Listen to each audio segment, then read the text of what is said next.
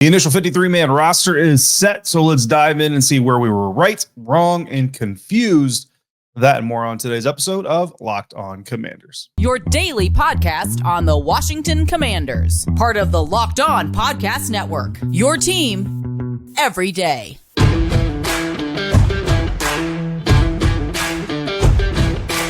Welcome into this episode of Locked On Commanders, your daily podcast covering the Washington Commanders, part of the Locked On Podcast Network, your team every day. And I thank you so much for making Locked On Commanders first listen or view of the day every day. Don't forget that you can subscribe for free on YouTube or wherever you get your podcast. And you can continue this conversation with me via text simply by going to joinsubtext.com/LockedOnCommanders, where you can go one-on-one with me because I'm your host, David Harrison, on Twitter at DHarrison82, credential member of the media and Washington Commanders beat reporter for CommanderCountry.com, part of Sports Illustrated's Fan and Nation. I'm here with you every Monday through Friday, along with the Everydayers who come through on a consistent basis supporting the show, and I continue to appreciate you for doing so. Today's episode brought to you by Game Time. Download the Game Time app, create an account, and use the promo code LOCKEDONNFL for $20 off your first purchase. Last-minute tickets, lowest price, guaranteed over at Game Time. On today's episode of Locked On Commanders, we're going to dive deep into the official initial 53-man roster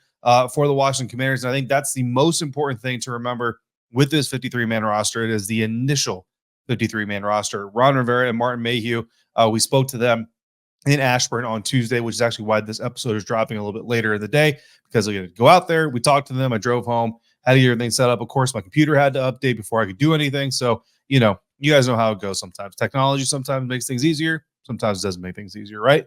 But we talked to them, and something they really emphasized in the very beginning of the press conference is how fluid an NFL roster really is and can be. So again, this roster will continue to develop, continue to adjust as the team needs it to. So we will continue to follow up with all that. But looking at the initial 53-man roster here, I dropped my projections just the other day, if you caught those. So we're going to talk about some of those, and we're going to talk about some of the differences that happened between my roster and the actual initial 53-man roster. So here, let's look at the initial 53-man roster before we look at the differences between mine and what the Washington Commanders ended up actually doing. So at quarterback, the Washington Commanders keep two quarterbacks on their initial active roster, those two being Sam Howell and Jacoby Brissett. Three running backs, Brian Robinson, Antonio Gibson, and Chris Rodriguez Jr., the rookie out of Kentucky. For the receiving room, this is one of the sticking points we had, but they went with 7 receivers here. Terry McLaurin, Jahan, Dotson, Curtis Samuel expected to be your starters. And then you have Dyami Brown, Byron Pringle, Dax Milne, and Mitchell Tinsley, the undrafted free agent out of Penn State. Tight ends, you've got 4 of them: Logan Thomas, John Bates, Cole Turner, and Curtis Hodges. Offensive line, you've got 9 offensive linemen: Charles Leno Jr., Saahdiq Charles, Nick Gates, Sam Cosmi, Andrew Wylie, and then backing them up, you've got Cornelius Lucas, Chris Paul, Ricky Stromberg, and veteran Trent Scott. On the defensive line, starting with the defensive tackles, we have 4 of those: Jonathan Allen, Daron Payne, Fedarian Mathis, and John Ridgeway. Defensive ends, you got Montez Sweat, Chase Young, James Smith-Williams, Casey Toohill, KJ Henry, Andre Jones Jr., and F.A. Obata. Linebackers, we get 4: Cody Barton, Jamin Davis, David Mayo, Khaleke Hudson. Cornerbacks, we've got 6 of them: Kendall Fuller, Emmanuel Forbes, Benjamin St-Juste, Quan Martin, Danny Johnson, and Christian Holmes. Safety, we go with 4: Cameron Curl, Derek Forrest, Jeremy Reeves, and Percy Butler. And then we've got 3 specialists: Joey Sly, the kicker, Trustway, the punter, and Cameron Cheeseman, your long snapper. So that is your initial 53-man roster for the Washington Commanders. One correction, the Washington Commanders listed Quan Martin as a safety. I put him on my slide, if you're on YouTube, as a cornerback, and listed him as a cornerback. Honestly, he's a defensive back, right? It's really kind of, I put him at corner because he plays mostly in the slot. The Commanders call him a safety. That's fine. At the end of the day, he's going to be in the defensive backfield trying to help the Commanders do some good things on the defense, right? So now let's dive into the differences between my projection and what the Washington Commanders did. So I had Jake Fromm as the 3rd quarterback on this roster. I felt like the Commanders were going to go ahead and take advantage of that rule, of that opportunity to have an emergency quarterback. They did not, at least not for right now, and we'll see how that develops moving into the future. So Jake Fromm, one of my projected guys making the roster, unfortunately being waived on Tuesday. In the receiver room, we had this conversation, right? I kind of mentioned if it was 6 receivers, I thought Dax Milne was the last guy in. If it was 7 receivers, it would be Mitchell Tinsley. but I felt like the team was probably going to go 6. They ended up going 7. So I did not have Mitchell Tinsley on my projected active roster. Tight ends. I left Curtis Hodges off of mine. I think most of us left Curtis Hodges off of ours because of some of the struggles he had in the preseason and training camp practices. They end up keeping Curtis Hodges in his place. I had given the team Alex Arma because I did have 4 tight ends. Alex Arma traditionally, organically, is a fullback, but has certainly gotten some reps during practice, training camp, in the preseason as a tight end. Kind of felt like they would use that versatility. They did not. They decided to stick with Curtis Hodges. More on that here in just a little bit. Offensive line, I projected 10 offensive linemen to the Washington Commanders. They end up going 9. Tyler Larson is the guy that I put on the active roster that they decided to go ahead and move on from. I listed F.A. Obata as a defensive tackle. I'm pretty sure in their one of their preseason depth charts they did too, but they list him on the initial active roster as a defensive end. Again, he plays both. It doesn't really matter at the end of the day, but just full transparency, right? Defensive end group, though, I left Casey Toohill off of mine. They end up keeping Casey Toohill. And if you remember my roster projection episode, I did mention that was kind of the hardest decision of all of them was putting Casey Toohill not on my active roster, kind of getting the feeling like I don't really see how this actually ends up happening. But the problem there was I gave the Washington Commanders 10 offensive linemen, which left me really with no choice but to give them 10 defensive linemen. Here, Washington ends up going with 11 defensive linemen, and they go with 9 offensive linemen. So if you take Tyler Larson off, which, to be fair, if I was going with 9 offensive linemen, Tyler Larson would have been the one I would have taken off of.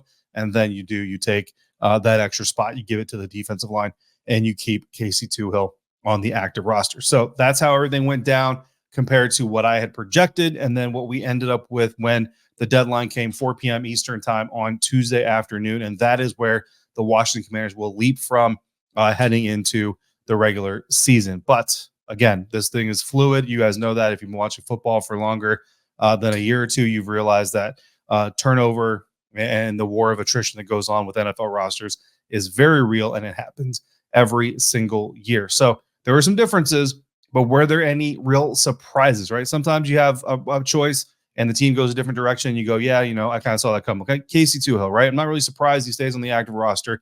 Just couldn't find the room for him myself personally. So that's not going to be a surprise. Casey Toohill staying, not going to be a surprise. But there are some surprises on what happened Tuesday with the Washington Commanders roster. We're going to get into those coming up next on today's episode of Locked On Commanders, part of the Locked On Podcast Network, your team every day. And we'll do that thanks to our friends over at Game Time. Buying tickets to your favorite events shouldn't be stressful. The experience is supposed to be fun, so the ticket buying experience should contribute to the fun, or at least not take away from the fun, right? Well, Game Time is the fastest and the easiest way to buy tickets for all the sports, music, comedy, and theater near you, with killer deals on last-minute tickets and their best price guarantee. You can stop stressing over the tickets and start getting hyped for the fun you're about to have. With Game Time, you can get flash deals and last-minute tickets, and they make it easy to find and buy tickets for every kind of event in your area with great images of seat views, so you know exactly what you're getting yourself into before you finalize the purchase. For those of us who don't like to plan things out months and months in advance, don't worry. Game Time has deals on tickets right up to the day of the event, and the Game Time guarantee means you'll always get the best price. In fact, if you find tickets in the same section and row for less money, Game Time will credit you 110% of the difference. It's the fastest growing ticket app in the country for a reason. So snag the tickets without the stress with Game Time. Download the Game Time app, create an account, and use the promo code LOCKEDONNFL for $20 off your first purchase. Terms apply. Again, create an account and redeem code LOCKEDONNFL for $20 off. Download Game Time today. Last minute tickets, lowest price guaranteed.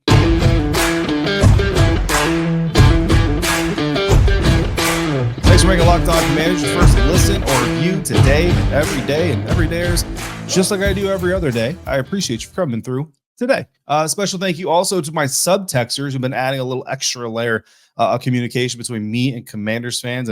And some of you have said that it's like having a friend on the inside. And I'll tell you that makes me feel good. That warms me up inside. It means a great deal to me that you are enjoying all of that extra interaction, because I certainly am as well. It's nice to talk to some people about this team that aren't necessarily in the media arena. Don't get me wrong. Love being in the media. Love the media group.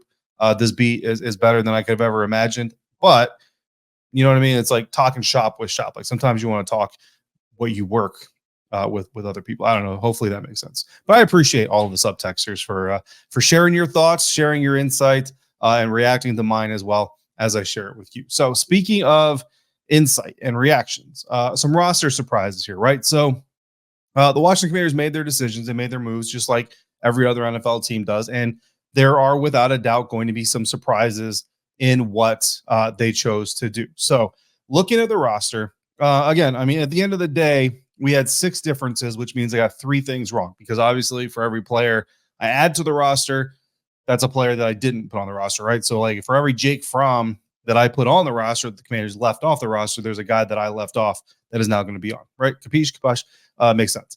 So obviously I got, 6 names are going to flip. 3 decisions were incorrect. I think to me, out of 53, 3 of them incorrect. That's not a bad rate. I don't believe. Much better than a mock draft will go, right? So starting right off at the top, Jake Fromm, not on the active roster. Instead, the Washington Commanders decided to carry 2.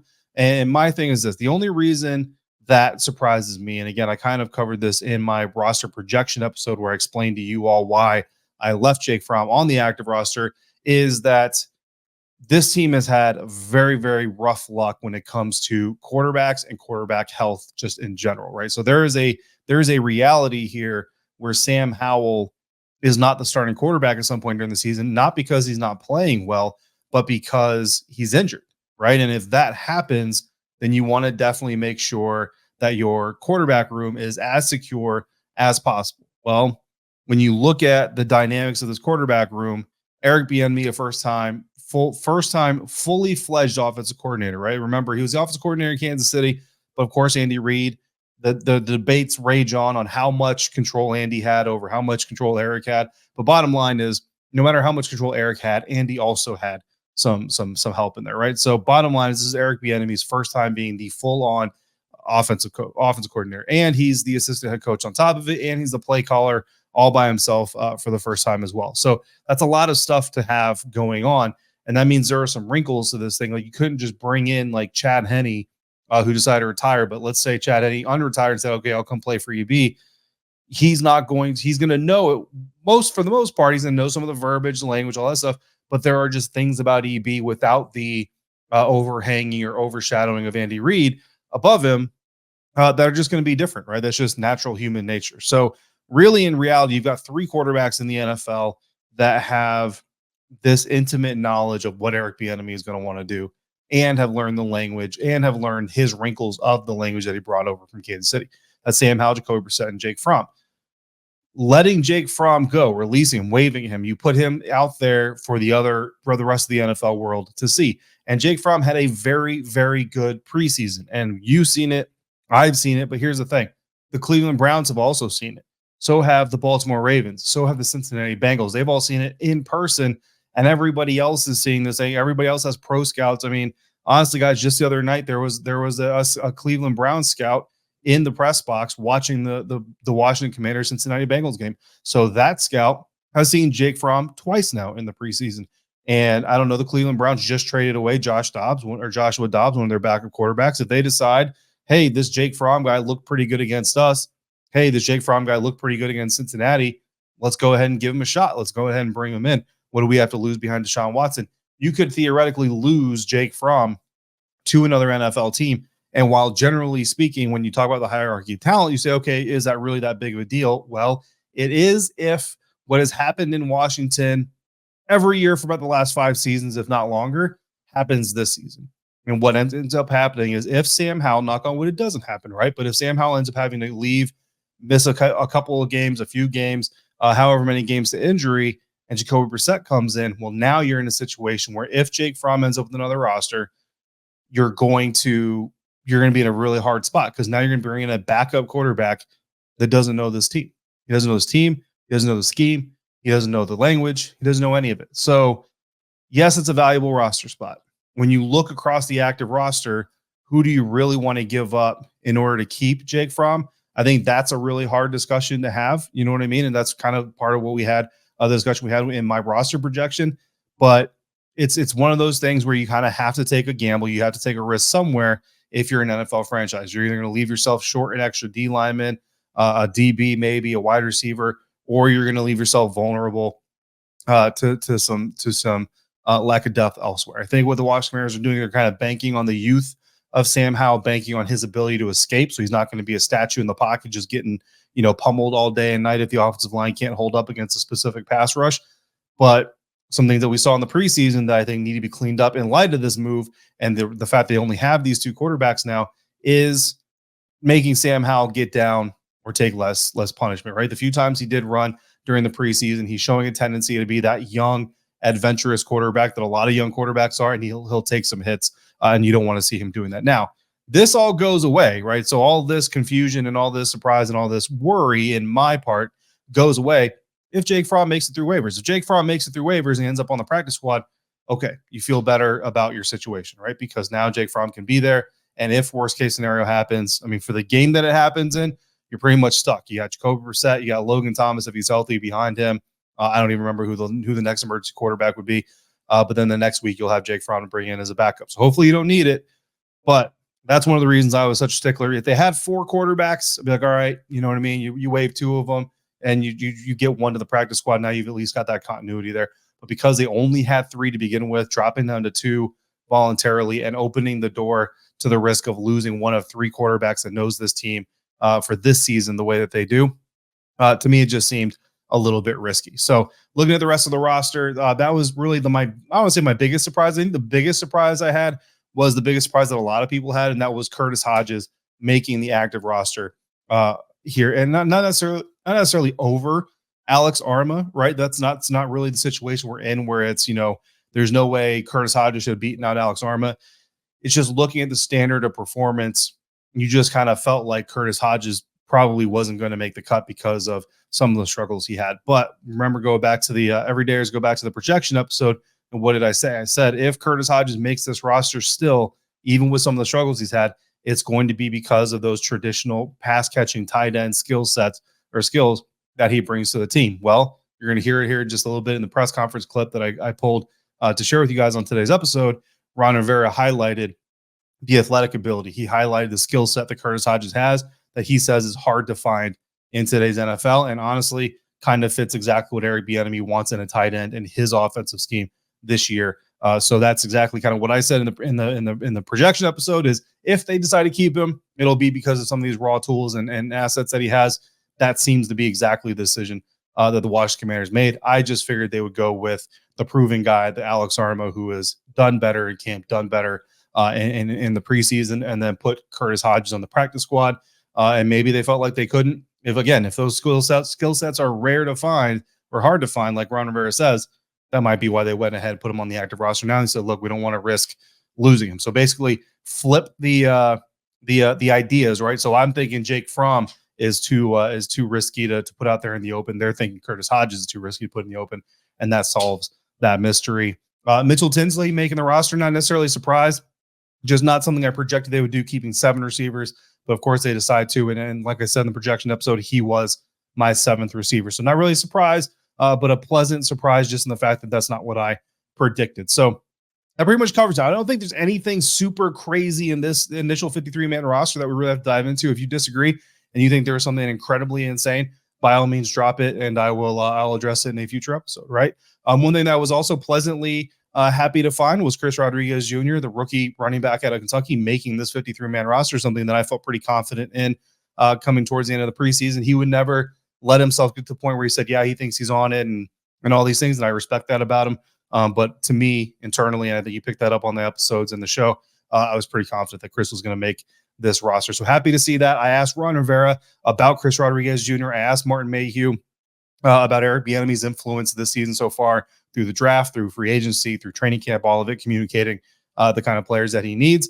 And I also included in the press conference clips 2 questions from Ben Standig, one about keeping Curtis Hodges and the other one about keeping Mitchell Tinsley. So I wanted you guys to hear that too. 2 great questions from Ben Standig of The Athletic, 2 really good answers. And then I also asked Ron Rivera a follow-up question at the end of the press conference. I'm going to share those clips with you coming up next on today's episode of Locked On Commanders.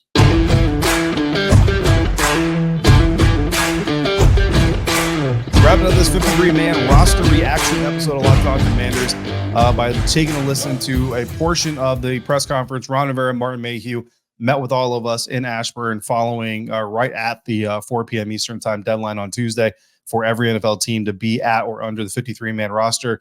limit. So again, this isn't the whole press conference. If you want to see the whole thing, go to the Washington Commanders YouTube page. Honestly, there's a lot of good things in the press conference, so I suggest that you watch it anyway. But I really wanted to share with you guys directly their justifications or reasons for keeping Mitchell Tinsley, Curtis Hodges. I asked about Chris Rodriguez's development leading up to his making the initial 53. Asked Martin Mayhew about Eric Bieniemy's influence, and then I asked Ron Rivera again about the impact that this type of a day with losing teammates, losing brothers that you've been sweating, working with, playing next to for an entire preseason, what this kind of does to the team in the immediate aftermath. So all of those questions and answers coming up now for you to hear. For both of you, Mitchell Tinsley makes the team as a UDFA. When did you kind of during the process think, okay, this is a guy that could stick, and what was that ultimately sort of final decision with him? I think the biggest thing with Mitchell was it was from day one. You just saw it. Whether it was when we started back in OTAs on the rookie camps and all that stuff that we had, and then we saw it from the beginning of training camp, and he just progressed and progressed and progressed. And he was a young man that we really feel pretty confident about his growth and development.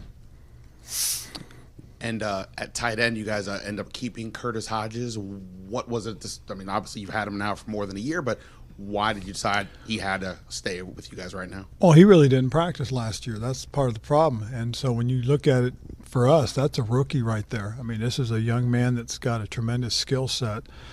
His physical traits are very difficult to find. And just getting an opportunity to practice this year completely was a good thing for him. And so, again, we feel that this is a young man that has an ability. And we'll see how it grows and develops. But players like that are very difficult to find. Coach, you mentioned when you guys drafted Chris Rodriguez that he was someone that Eric Bieniemy had kind of asked for specifically or kind of thrown his name behind. How do you feel like he's progressed from rookie camp to now and then ultimately making your initial roster? Well, I think Chris has done a nice job. He really has. He's a big physical back. He catches the ball well out of the backfield for the most part. He's understanding protections. He's willing to step up and stick his face in the fan.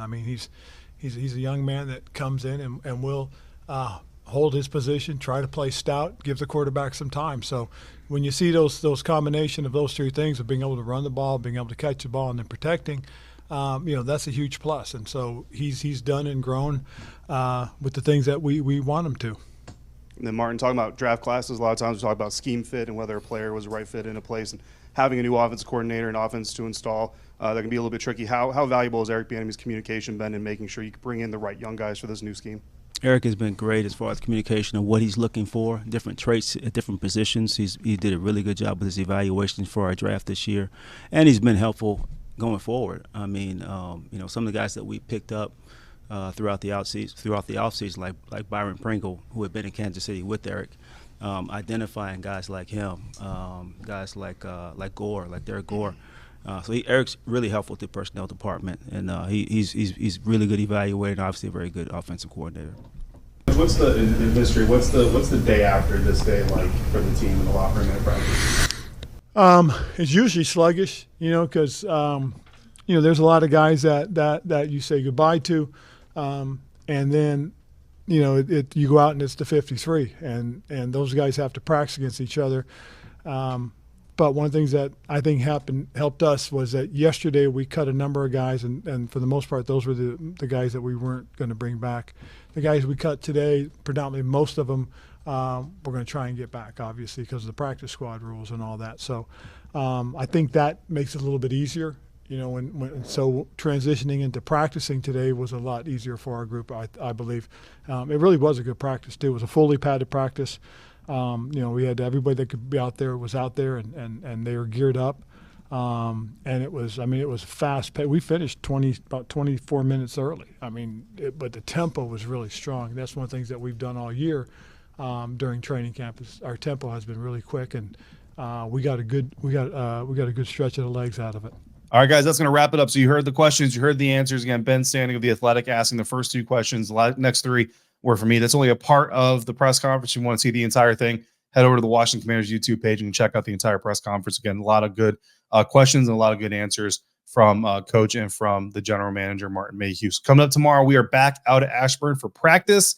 That means a first look and first observations of the active roster And we're going to meet with Eric Stokes, the Washington Commanders Senior Director of Player Personnel beforehand. So we'll have some stuff to talk about from that. In the meantime, if you've got questions or comments, just throw them down in the YouTube comment section. Hit me up on Twitter. Email me at lockedoncommanders@gmail.com or text me directly by going to joinsubtext.com/lockedoncommanders. As always, thank you so much for making Locked On Commanders your first listen of the day, every day. Thank you again for coming through on a consistent basis like you do. Thank you all for making me a part of your day, part of your football routine. And until we speak again, please be safe, be kind, and I'll see you next time for another episode of Locked On Commanders, part of the Locked On Podcast Network, your team every day.